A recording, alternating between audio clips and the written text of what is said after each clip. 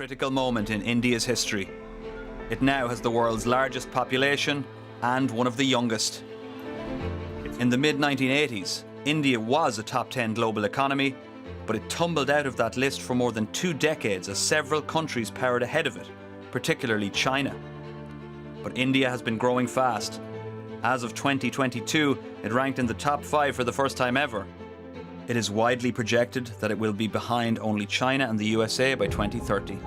समृद्ध सांस्कृतिक विरासत और तेजी से बढ़ती इकोनॉमी के साथ भारत विविधतापूर्ण है। इन रिसेंट इयर्स भारत दुनिया की सबसे तेजी से बढ़ती इकोनॉमीज में से एक बनकर उभरा है, जिसमें इन्वेस्टर्स के लिए बहुत सारा पोटेंशियल है। Investing can be smart for those who want to diversify their portfolio and gain exposure to dynamic and vibrant economy. Year के पहले ही क्वार्टर में 15.9% की जीडीपी रेट के साथ भारत दुनिया की सबसे तेजी से बढ़ती हुई इकोनॉमी में से एक है। This growth is driven by various factor. Some of this are young demographic, एक उभरता हुआ मध्यम वर्ग, और थ्राइविंग स्टार्टअप इकोसिस्टम और इकोनॉमिक ग्रोथ को बढ़ावा देने वाली गवर्नमेंट की financial advisory. With the population of over 1.3 billion, Bharat immense growth potential वाले ह्यूज मार्केट को रिप्रेजेंट करता है। जैसे जैसे देश का विकास और आधुनिकीकरण जारी रहेगा, वैसे इन्वेस्टर्स के पास इस विकास का लाभ उठाने के अवसर रहेंगे। भारत न केवल तेजी से बढ़ती अर्थव्यवस्था है, बल्कि एक ऐसा भी मार्केट है जिसका अन्य प्रमुख अर्थव्यवस्थाओं से अपेक्षाकृत असंबंध है। भारत में इन्वेस्ट करने से आपके पोर्टफोलियो का ओवरऑल रिस्क रिड्यूस हो सकता है। अपनी मजबूत आर्थिक वृद्धि के बावजूद अभी भी भारत दूसरे उभरते हुए बाजारों की कंपैरिजन में अट्रैक्टिव वैल्यूएशन प्रोवाइड करता है। ये इन्वेस्टर्स के लिए रीजनेबल प्राइस पर मार्केट में एंटर करने की अपॉर्चुनिटी प्रोवाइड करता है।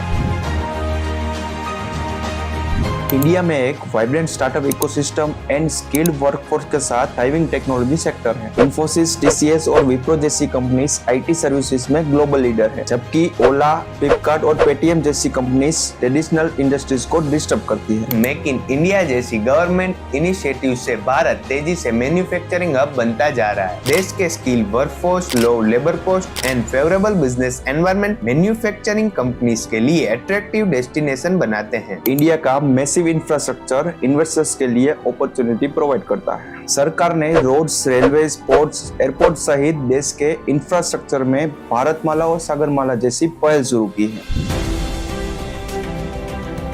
म्यूचुअल फंड इंडिया में इन्वेस्ट करने का पॉपुलर तरीका है। इंडिया में वेरियस टाइप के म्यूचुअल फंड अवेलेबल है, जैसे कि ICICI Prudential Blue Chip fund, HDFC equity fund and SBI Magnum Multi Cap fund. This is the another way to invest, जो इंडियन स्टॉक्स को एक एक्सपोजर प्रोवाइड करता है। पॉपुलर ETFs में iShares MSCI इंडिया ETF और Wisdom Tree India earnings ETF शामिल है। Direct investment में इंडिविजुअल इंडियन स्टॉक और बॉन्ड में इन्वेस्ट करना इंक्लूड है। This requires more research but can provide higher return.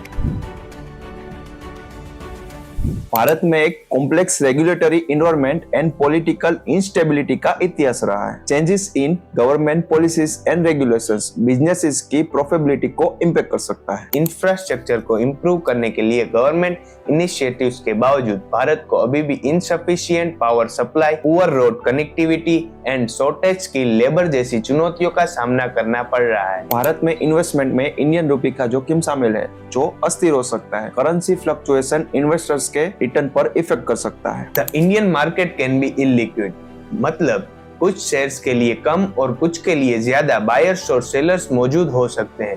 इससे डिजायर्ड प्राइस पर स्टॉक्स बाय और सेल करना चैलेंजिंग हो सकता है। तो आपके इन्वेस्टमेंट का कौन सा तरीका फेवरेट है, हमें कमेंट सेक्शन में जरूर बताएं। Thank you for watching, bye bye.